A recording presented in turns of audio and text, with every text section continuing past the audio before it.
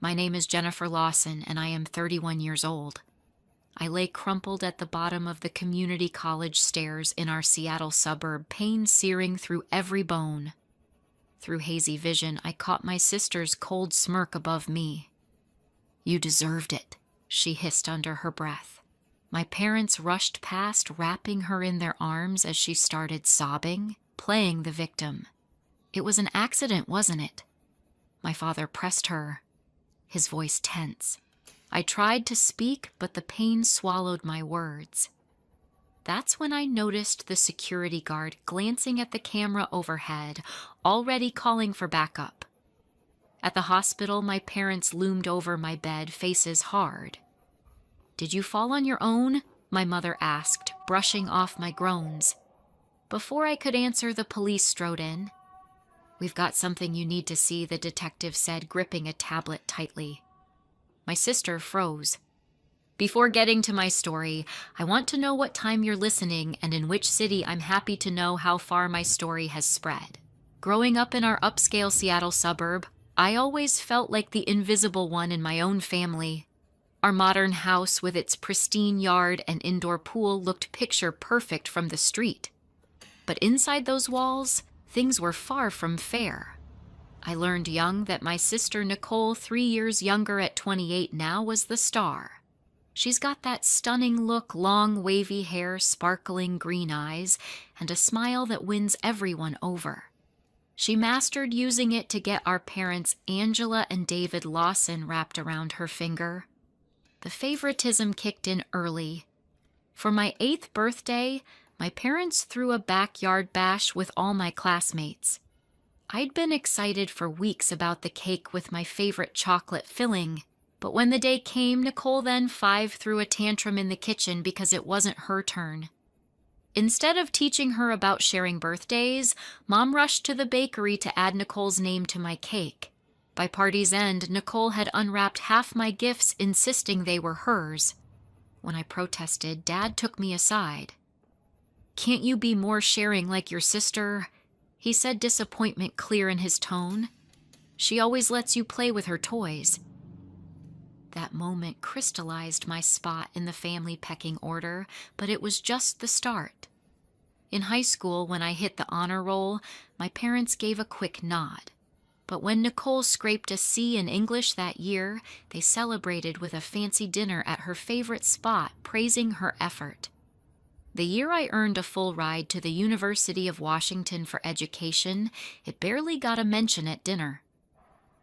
Months later, when Nicole picked part-time classes at the local community college, they hosted a big gathering and gifted her a brand new SUV to keep her motivated. Our family counselor, Dr. Thompson, never caught on to the imbalance. I tried pointing it out in sessions at 16, but he dismissed it as typical sibling competition.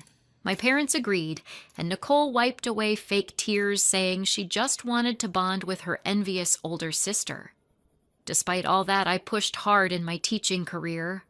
I worked side jobs to fund grad school and landed a role as a professor at the community college by 30. My recent promotion to department coordinator came just weeks before the stair incident. When I called to share, Mom's response was, "Good for you, honey, but have you heard Nicole's latest collab with that makeup brand? It's going viral." The push that changed everything tied back to my grandmother, Dorothy, hospitalized for a heart condition. At 84, she'd been the only one showing me real love since Grandpa died 5 years ago. She moved in with my parents, and I visited often despite the tension. That day, I got to the University of Washington Medical Center right on time. My parents were already there, sitting rigidly while she rested. They gave me curt hellos.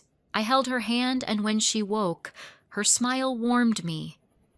We talked for an hour about her book club plans and my promotion. My parents kept steering to Nicole's achievements like her growing follower count and a potential sponsorship deal. Nicole showed up late, dramatic as always, with a cheap bouquet and traffic excuses. Grandma was kind but worn out. Once she dozed off, Nicole started on Grandma's antique collection. "I should get the pearl necklace," she said, checking her makeup. It suits my vibe, and Jennifer never wears stuff like that. Mom nodded along. We ought to plan ahead, she added practically. I snapped back, shocked. She's recovering, not gone, and talking about her things while she's here is wrong. Dad shot me his usual stern look. Always overreacting, Jennifer. We're just thinking ahead. The air got thick as visiting hours wrapped. I saw Nicole pocket something from Grandma's table. I noted it mentally for later. We headed out together, Dad leading to the elevators. The hall was quiet, just beeps and footsteps. Mom and Nicole whispered about the earrings and family heirlooms, making me uneasy. As we neared the elevators, Nicole turned to me. That blouse makes you look frumpy, she said loud enough for others to hear. Is it from last year's clearance? Guess the promotion didn't upgrade your style. I bit my tongue. Not the time, Nicole. I'm focused on Grandma. Mom jumped in. She's just giving advice, Jennifer. You could try harder, especially now with that job. The sting hit familiar, but I held it in. The elevator dinged, Dad holding the door. Being stuck with them felt suffocating. I'll take the stairs, I said. Need the steps. Dad shrugged. Your call. Nicole followed me to the stairwell, her tone shifting dark. You don't fool me, she said as we descended. I gripped the rail. What now? She clutched her bag. I saw you eyeing me in Grandma's room. Always judging. I stopped on a landing. Did you take something? Her eyes narrowed. None of your business.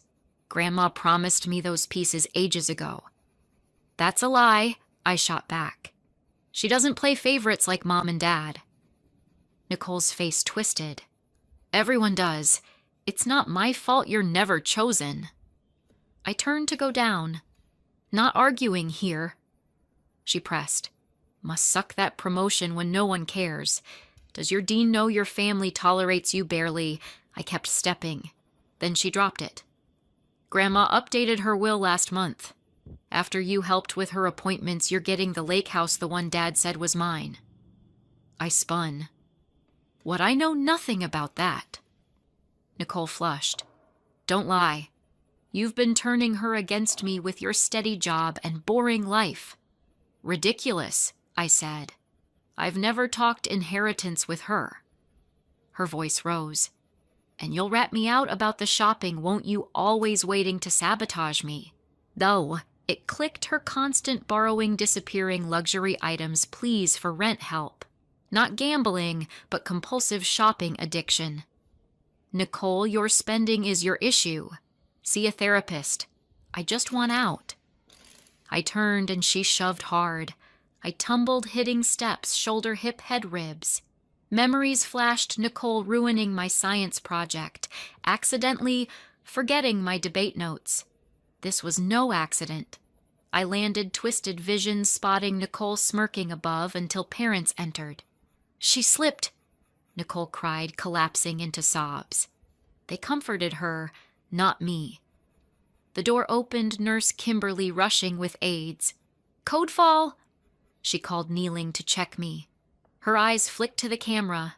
As she stabilized, my parents stayed with Nicole, explaining to staff it was a mishap. Kimberly's look said she knew better. They moved me to a stretcher, her whispering to preserve footage. Pain waves hit as they wheeled me away. The pattern of Nicole's manipulative behavior went beyond childhood pranks. There were incidents where she caused accidents whenever she didn't get her way. Like the time she tripped and spilled hot coffee on my laptop right before a big presentation deadline, destroying my files. Or when she forgot to tell me about a family event where I was supposed to speak, making me look unreliable. My parents always brushed it off, saying she was just clumsy or forgetful. But I knew better, it was her way of keeping the spotlight. As I got older, the undermining of my achievements became more blatant. When I published my first educational paper in a journal, Dad skimmed it and said it was nice.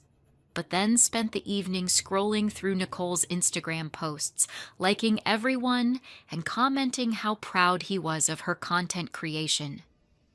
Nicole had built a following as an influencer, posting about fashion and lifestyle, and my parents treated it like she invented the internet. They'd fund her trips for photo shoots while I paid my own way through everything. The twist that hurt most was realizing my parents had been covering up for her all along. I overheard them once discussing a school incident where Nicole had pushed a classmate during an argument, but they talked the principal out of suspending her by donating to the library fund. They did the same with her driving mishaps, paying off minor fender benders without telling me.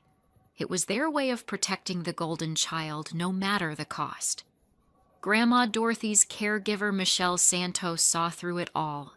She'd been with Grandma for years and confided in me during visits that she'd overheard Nicole pressuring Grandma for money, playing on her sympathy with stories of needing it for career investments.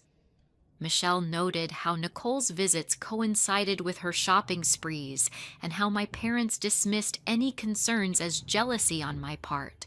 In recent months, Nicole's demands escalated with her shopping addiction. She'd rack up credit card bills on designer clothes and accessories, then beg Mom and Dad for bailouts, claiming it was for her brand. They'd oblige cutting into savings meant for Grandma's care. It created more tension, especially as Grandma grew frailer. Her heart condition worsened, and I helped with doctor runs, which Nicole resented. She accused me of sucking up, but it was genuine care. That built to the school visit where everything exploded. We were meeting at the community college after class to discuss Grandma's latest test results. Her doctor suggested more home help, but Nicole saw it as a chance to push for dividing assets early. The jealousy had been simmering, hints of it in her snide comments about my stable life versus her glamorous one. As we gathered that afternoon, I could feel the confrontation brewing, unaware how far she'd go.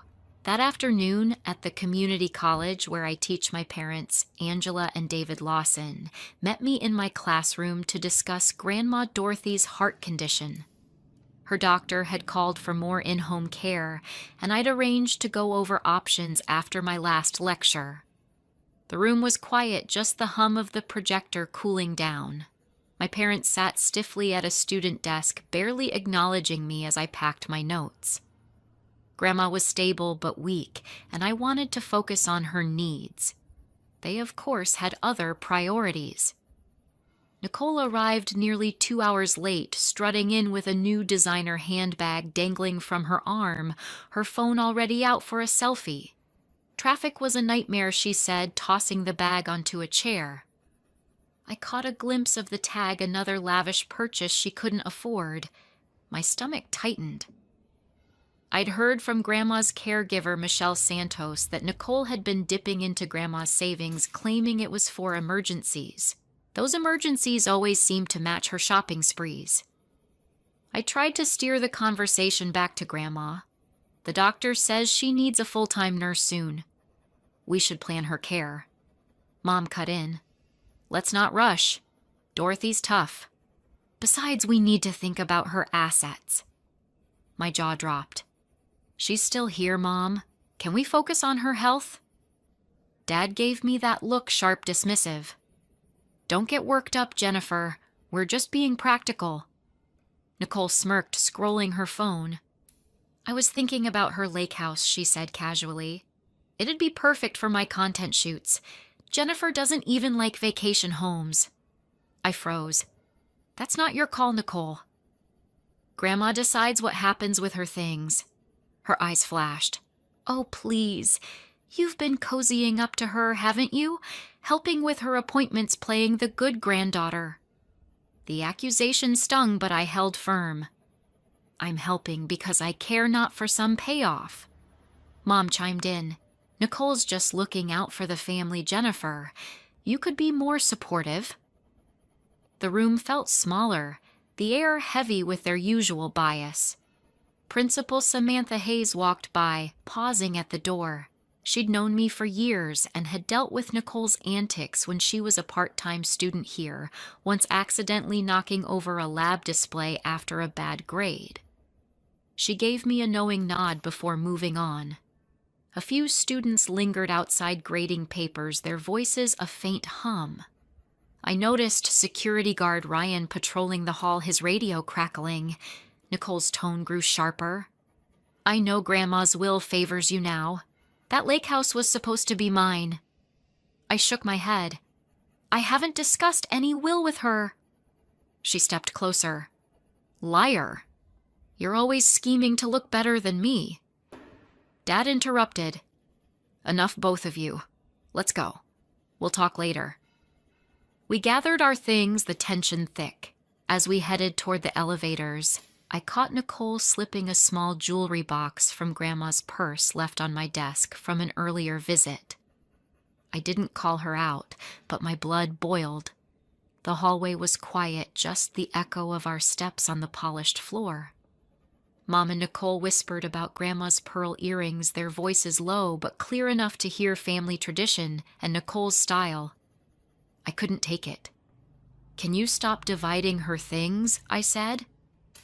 Nicole rolled her eyes. Always so dramatic. The elevator dinged, but the thought of being trapped with them was too much. "I'll take the stairs," I said, turning toward the stairwell. Dad shrugged. "Do what you want." Nicole followed, her heels clicking. The stairwell was empty, fluorescent lights harsh. "You're not as innocent as you act," she snapped as we descended. I gripped the rail. "What's that supposed to mean?" She clutched her bag tighter. "I saw you watching me take that box, always sticking your nose in." I stopped on the landing. "You stole from Grandma. That's low even for you." Her face hardened. "She promised it to me years ago. You're just jealous because she loves me more." "That's not true," I said, voice steady. "Grandma doesn't pick favorites like Mom and Dad." Nicole's laugh was bitter. "Everyone picks me, Jennifer, except you with your perfect job and boring life." I turned to keep going. "I'm done with this." She followed close. "Must be tough getting that promotion when no one cares. Does your principal know your family barely tolerates you?" I ignored her, focusing on the steps. Then she hissed, "Grandma changed her will after you played nurse. The lake house is yours now, isn't it?" I spun on the next landing. "I don't know anything about her will, Nicole." Her face was red, furious. "Don't play dumb. You've turned her against me and now you'll snitch about my shopping." It hit me, her endless purchases, the loans from Mom and Dad, the excuses. She was drowning in debt from her addiction to luxury brands. "Your spending's your problem," I said. "Get help. I'm leaving." As I turned, her hand slammed into my back, a sharp, deliberate push. I pitched forward, steps blurring beneath me. My shoulder hit concrete, then my hip, my head, my ribs. Each impact sent pain ripping through me. I cried out, the sound echoing. Flashes hit Nicole accidentally breaking my violin before a recital misplacing my scholarship application. This was no mistake. I landed sprawled on the lower landing, vision swimming. Nicole stood above that same smirk until Mom and Dad burst through the door. She slipped, Nicole wailed, collapsing into their arms. They rushed to her, not me, Mom stroking her hair. "It's okay, honey," Dad said. "You tried to help, right?" I tried to speak, but only a groan came out. The stairwell door flew open again. Nurse Kimberly rushed in with 2 aides shouting, "Code fall!" She knelt beside me, checking my pulse, her eyes flicking to the camera in the corner. Security guard Ryan appeared, radioing for help. "We need to secure the footage," Kimberly whispered to him, her voice firm. They moved me to a stretcher, pain flaring with every jolt. Dr. Heather Ellis met us at the University of Washington Medical Center, her calm presence grounding as she ordered scans, CT x-rays for my ribs and wrist. My parents stayed with Nicole, still sobbing theatrically. She was rushing, Dad told a staff member. Nicole couldn't catch her in time. Kimberly's jaw tightened, but she focused on me. "Stay still, Jennifer," she said. "We're taking care of you." She nodded to Ryan, who confirmed the footage was being pulled. As they wheeled me to imaging, I overheard a student who'd been in the hall. "I saw them arguing," she told Ryan. Principal Samantha Hayes joined, adding Nicole's had incidents here before. The pieces were falling into place. The camera had caught it all, and my parents' denial wouldn't hold. The truth was about to unravel everything. The hospital lights buzzed above me, but I barely noticed. Every breath stabbed my ribs, every twitch pulled at the brace on my wrist. Dr. Ellis's voice was calm as she listed my injuries, but all I heard was Kimberly the nurse whispering the footage from the stairs. Detective Kane showed up the next morning. "Jennifer," she said. Flipping through her notes, the camera caught everything. It wasn't an accident. Relief rushed in, then dread. If the footage was that clear, my parents were already spinning their version. By day 2, they arrived. Lily's in Mom's hands, a forced smile on Dad's face, Nicole trailing with red eyes that looked rehearsed. "It was a misunderstanding," Mom said smoothly. "Nicole would never hurt you." But I held my ground. She pushed me, and the camera proves it. The air froze. Dad's voice dropped. "Be careful, Jennifer. Don't ruin your sister's reputation." They didn't know Detective Kane had more witnesses. Nicole's ex-boyfriend with threatening texts, even photos of vandalism my parents had quietly paid off. Piece by piece, the perfect image of their golden daughter was cracking. Nicole fought back online. Her Instagram post painted her the victim, my parents backing her in the comments. But messages from colleagues poured in. "We know the truth. We saw it." The court of public opinion was starting to shift. By day 3, the mask ripped wider. Kane played me a voice recording Nicole's voice, venomous ranting about teaching me a lesson. My stomach turned. That same afternoon, Dad slid papers across my tray. "Sign this. Say it was an accident, or you're out of this family." Nicole's smile behind him said it all. I pushed the papers back. "No, not this time." Her voice followed me as they left, low and cold. "You'll regret this. No one picks you over me." But outside my door, witnesses' recordings and bank statements were waiting to dismantle every lie they'd built. And soon the world would see them for who they really were. The downtown Seattle courtroom was smaller than I expected, dark wood panels, stiff chairs, and a silence that pressed on my chest. I sat beside Detective Megan Kane and the District Attorney Karen Walsh, whose sharp eyes missed nothing. Across the aisle, Nicole sat with my parents Angela and David Lawson, guarded by their high-priced attorney John Cooper. Aunt Amber sat behind me, steady as a rock. A few reporters filled the gallery alongside Principal Hayes and Michelle Santos, Grandma Dorothy's caregiver. Judge Nicholas Peterson, no nonsense in his 60s, called the session to order. The prosecution wasted no time. Security footage lit up the screen, me descending the college stairs, Nicole right behind.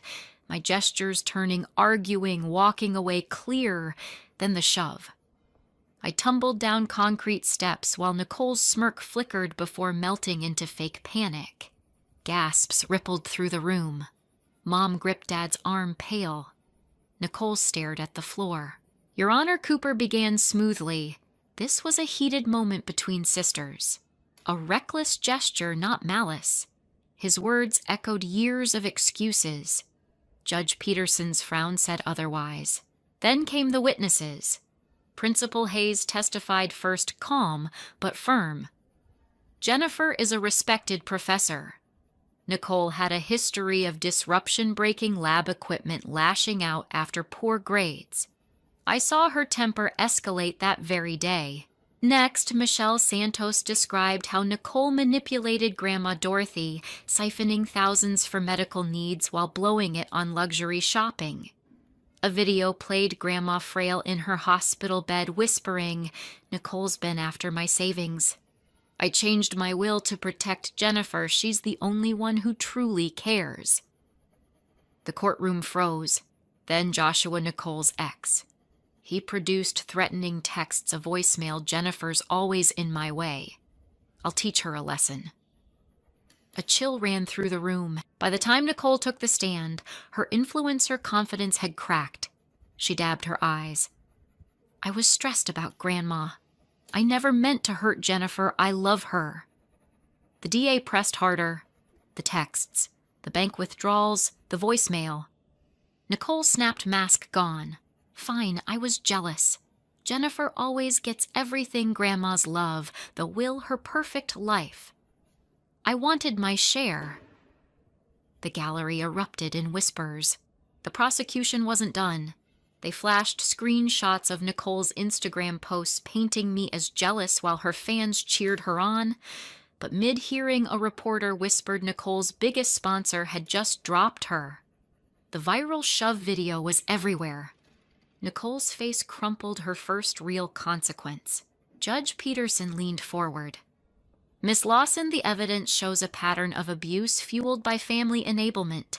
This was no accident. Dad stood desperate. Your Honor, this is a family matter. Nicole will get counseling. We'd prefer privacy." The judge's gaze was ice. "Mr. Lawson, enabling your daughter is precisely the problem. Justice is not optional." The ruling came like a gavel strike, probable cause for second-degree assault. Nicole Lawson, 1-year community service mandatory therapy, no contact with Jennifer. Bail is set at $50,000. As the bailiff led Nicole away, she shot me a look of pure hatred. My parents didn't meet my eyes. Aunt Amber touched my shoulder. The facade of our family was gone. Nicole's career was collapsing. Grandma's will loomed and my phone buzzed with messages of support. The truth had finally broken through at a cost I was only beginning to measure. Discharge day forced a choice. My Seattle walk-up was impossible with cracked ribs, a braced wrist, and headaches that made stairs a nightmare. My parents offered Bellevue, but only if I dropped charges against Nicole. I refused. Aunt Amber didn't hesitate. "You're staying with me, Jen." No arguments. Her California bungalow became my haven. No stairs, no conditions, just warmth. Physical therapy was brutal, each stretch a reminder of the fall, but I pushed through. Colleagues rallied, arranging remote classes until I healed. Principal Hayes checked in weekly, making sure my promotion to department coordinator stayed secure.